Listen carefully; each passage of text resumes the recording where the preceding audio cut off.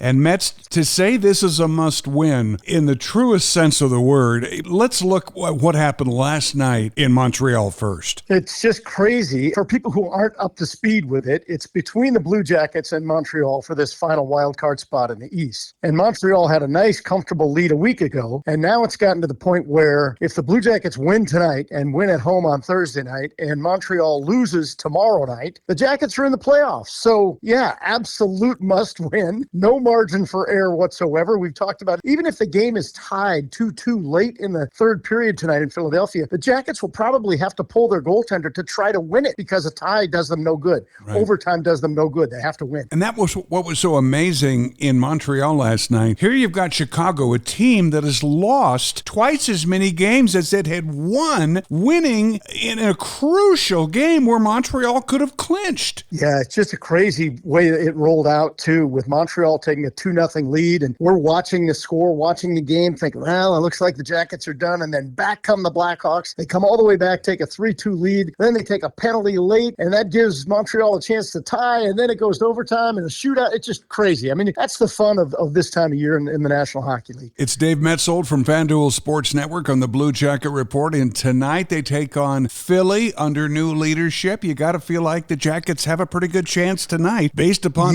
who they've beaten the last 4 times out. Yeah, that's really true. And especially the way Jet Greaves has performed coming up in a really tough situation. Obviously, he had the shutout against Washington at home and then backs that up with another win over them in their own building. So he's played very well. But the team seems to really fully understand the desperation that's involved right now. And they're playing with that desperation, with that added bite to their game. And I think that's what it's going to take tonight in Philadelphia as well. The Flyers, they fired John Tortorella, and now former Blue Jackets assistant coach Brad Shaw is running things for Philadelphia, and they played pretty well. So this is going to be a good game tonight with a lot of meeting attached. Tell us something we don't know, Mets. I think this team...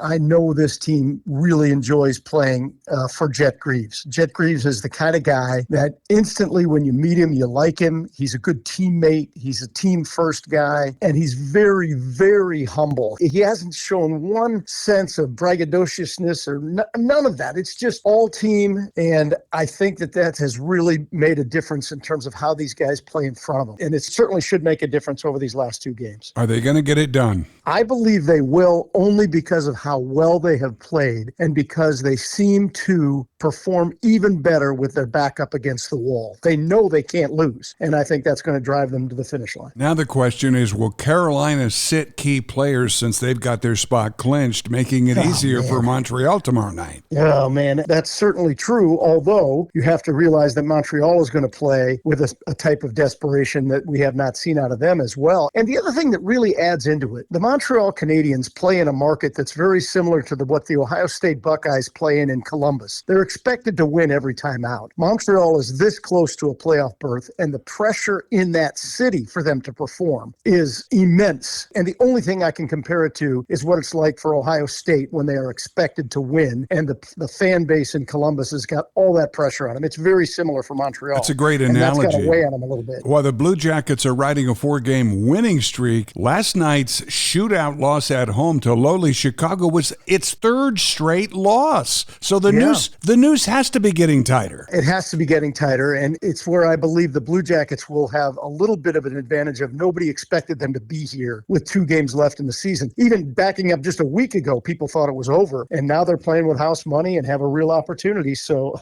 let's hope they get it done. I think they will. Thanks again, Mets, and if this is our last report of the year, let's hope it's not, but if it is, it's been great chatting every Tuesday, man. Thank you so much, bud. I'm hoping I'm back next Tuesday, Woody.